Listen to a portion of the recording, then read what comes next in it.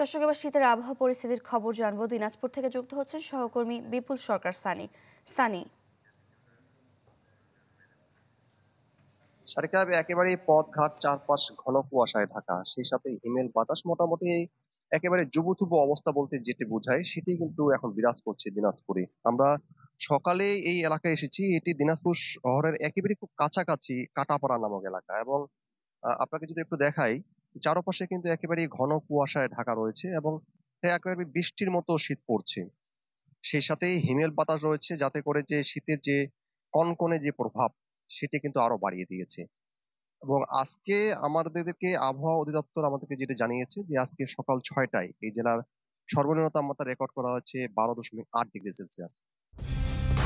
Colour expert, George sap এবং mild on hands technology সমৃদ্ধ Orix crystal wash আপনার laundry expert. যেটি দিনাজপুরে গতকালকে সর্বনিম্ন তাপমাত্রা ছিল 11.8 ডিগ্রি সেলসিয়াস এবং তার আগের দিনে ছিল 10.8 ডিগ্রি সেলসিয়াস। অর্থাৎ তাপমাত্রা কিন্তু মানে যদি আমরা পর্যবেক্ষণ করি তাহলে কিন্তু মোটামুটি ভাবে তাপমাত্রা আজকে 2 দিনের থেকে অনেক বেশি। কিন্তু যে পরিস্থিতি, আবহাওয়ার যে পরিস্থিতি বিরাজ করছে, ঘন কুয়াশা হিমেল বাতাস, সেটি কিন্তু আসলে সেটি বলছে না। এবং কনকনে অবস্থা সকাল থেকে আমরা এই মাঠে এসেছি।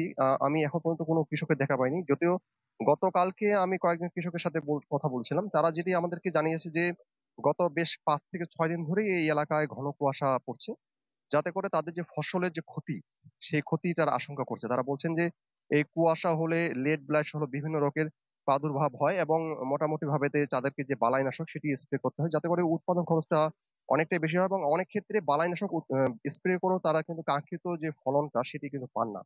তারা বলছেন যে এই কুয়াশা তাদেরকে বেশি ভোগাচ্ছে। যদিও আজকে যে তাপমাত্রা রেকর্ড করা হয়েছে এটি আসলে একেবারে সর্বনিম্ন না। সকাল 9টায় চূড়ান্ত তাপমাত্রা রেকর্ড করা হবে, তখন আসলে আমাদেরকে অবহিত হবে যে কি কি পরিমাণে তাপমাত্রাটা হয়েছে। সারিকা। সানি, ধন্যবাদ আপনাকে। দর্শক, দিনাজপুর থেকে আবহাওয়া পরিস্থিতির খবর জানাচ্ছিলেন সহকর্মী বিপুল সরকার সানি।